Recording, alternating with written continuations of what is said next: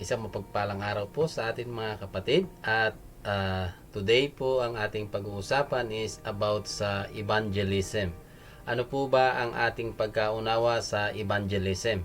So ang evangelism po ay isang pamamaraan ng public preaching o ang paghahayag ng salita ng Diyos sa publiko. So diyan po sa Pilipinas ay madalas nating makita na may mga naghahayag ng salita ng Diyos sa mga palengke, sa mga paradahan ng jeep or mga sakayan. May mga umaakyat din po sa bus na kadalasan nakikita rin natin na naghahayag ng salita ng Diyos.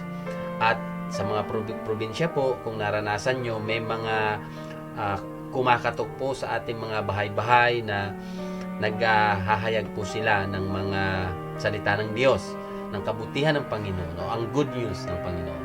So, yun po ay ang tinatawag nating evangelism. So, yun po ay isang way of evangelism, ang public preaching. At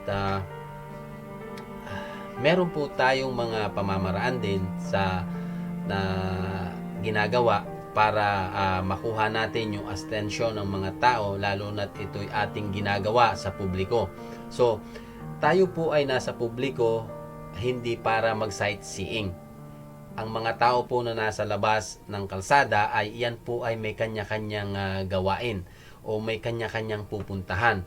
So, paano ba natin sila makukuha yung kanilang atensyon na maihayag natin ang salita ng Diyos sa pamamagitan ng kaunting oras lang, pero hindi nako-compromise yung salita ng Panginoon. So, meron po tayong tinatawag na 3 minutes gospel presentation.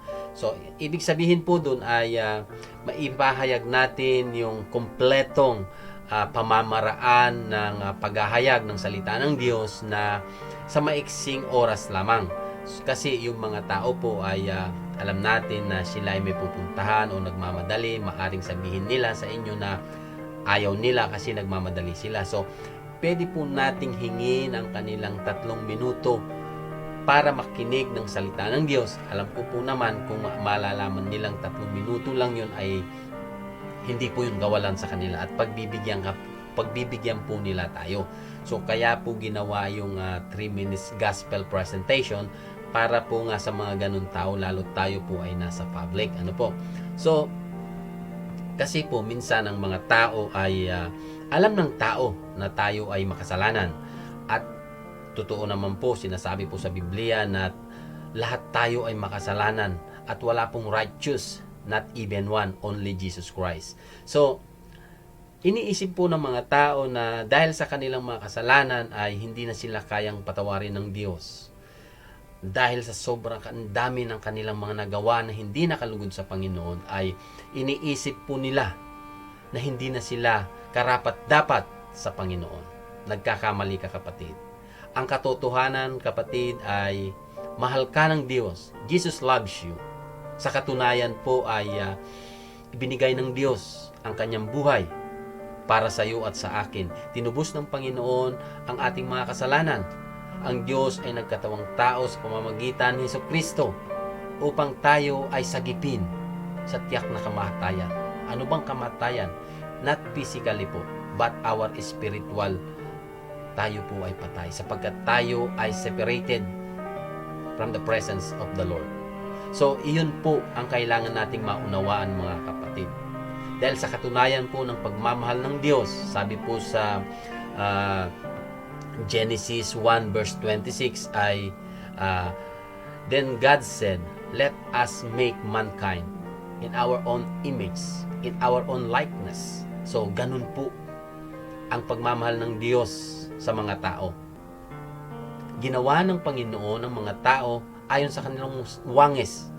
Yun po ay nagsimula kay Eva at Adan. At dahil sa pagmamahal ng Diyos sa mga tao, ay dinala niya si Eva at Adan sa paraiso. Kumbaga, yun po ay fully furnished. Nandun lahat ng kailangan nila. Maliban po sa isang bilin ng Diyos na wag nilang kakainin ang bunga ng isang punong kahoy. Bagamat may pagmamahal, sobra ang pagmamahal ng Diyos para sa atin, ay meron pong sinabi ang Diyos na huwag niyong kakainin ang bunga ng punong yan. Iyon po yung tree of knowledge. Ngunit dahil po sa pagsuway nila Eva at Adan sa Panginoon, doon po nagsimula ang kasalanan. At doon po nagkaroon, nahiwalay ang tao sa Panginoon. Alam po natin, kung babasahin niyo po sa Bible, sa Genesis, ay inalis ng Diyos sila Eva at Adan sa paraiso dahil sa kasalanan, dahil sa disobedience. So ganun din po tayo. Tayo po ay nagkasala. Lahat po tayo ay makasalanan. Tayo po lahat ay hiwalay sa presensya ng Diyos. Amen? At dahil po sa pagmamahal ng Diyos, ayaw niya po na kahit isa sa atin ay may mawala. Dahil ginawa po ng Panginoon ang tao upang makausap niya, upang makasama niya sa kanyang kaharian sa langit. Ngunit, nang dahil nga po sa kasalanan na ginawa natin ng tao, ay nahiwalay tayo. Tayo po ay naging makasalanan sa mata ng Diyos. Sabi nga po sa Romans 3 verse 23, "For all have sinned and fall short to the glory of God." Ang ibig pong sabihin ay walang sino man sa atin na makaaabot sa Panginoon. Wala sa atin na kahit sino man na makapag-reconnect sa Panginoon sa pamamagitan ng ating mga ginagawa. Maaring ikaw ay gumagawa ng mabuti, tumutulong ka, ngunit hindi po yun sapat. Hindi yun ang panuntunan na nais ng Diyos sa ating mga gawang kasalanan. Tayo po ay marireconnect lamang sa pamamagitan ng Panginoong Hesus. Sabi niya nga po sa Romans 6 verse 23, "For the wages of sin is death." So, kung sinasabi niya po dito na ang kabayaran ng kamatayan, ang kabayaran ng kasalanan ay kamatayan, ibig sabihin tayo pong lahat ay haharap sa kamatayan sapagkat lahat tayo ay nagkasala. It's not the physically death. Hindi po ang ating physical body ang mamamatay, but our spiritual. Tayo po ay, ang espiritu natin ay patay. Our eternal, yung eternal death po ang sinasabi dito. Ngunit, may karugtong po yung verse na yon. Sabi po rito, "For the wages of sin is death, but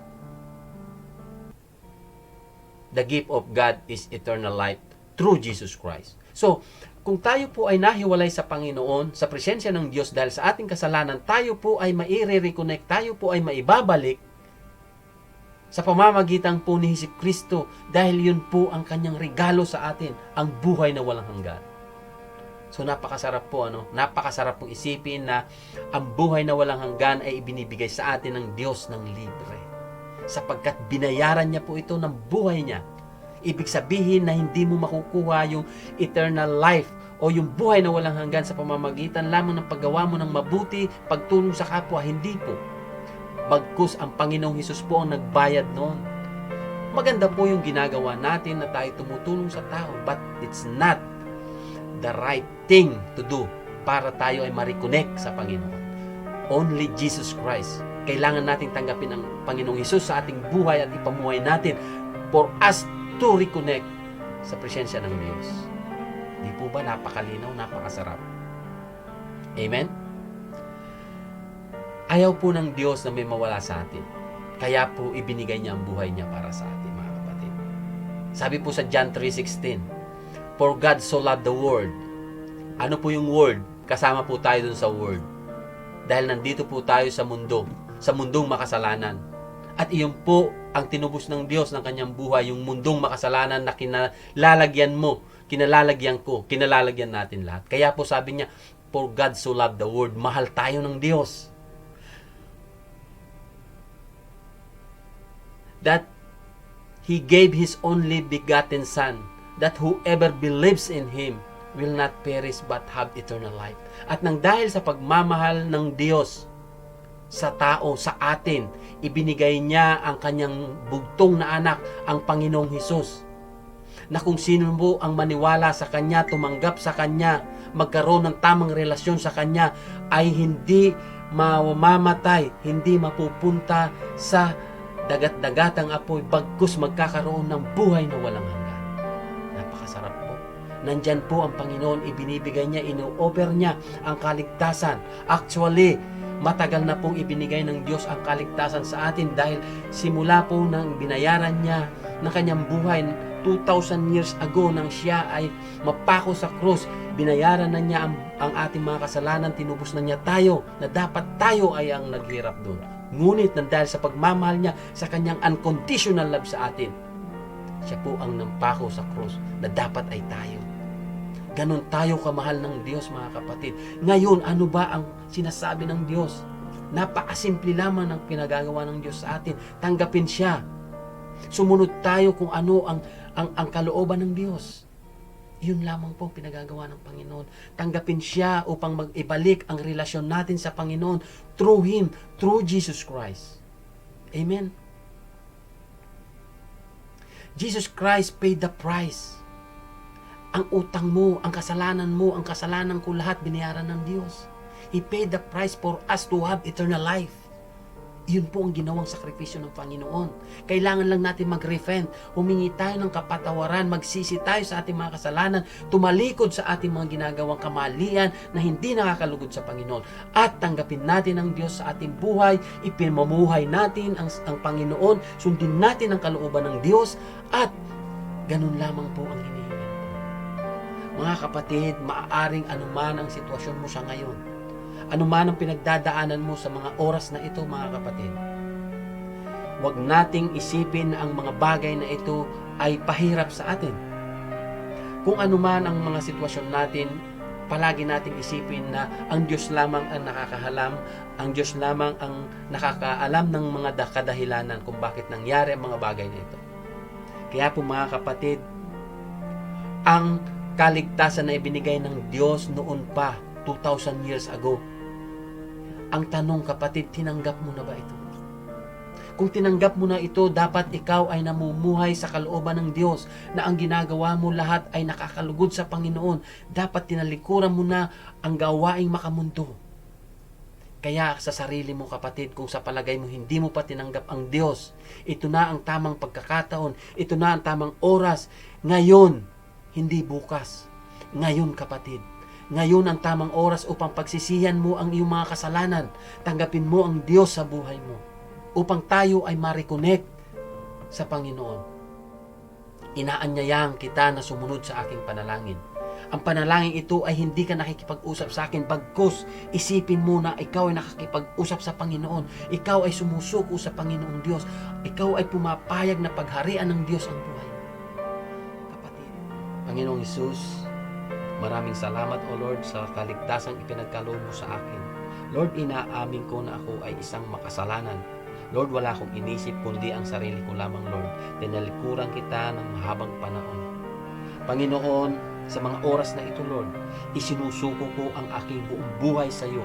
Pagharian mo ako, Panginoon. Ikaw ang magplano sa buhay ko, Lord God. Lord, nagpapakumbaba ako, O Lord God. Hallelujah. At Lord, isulat mo ang aking pangalan sa aklat ng buhay, O Lord. At mula sa mga sandaling ito, Lord God, ako ay susunod sa iyo.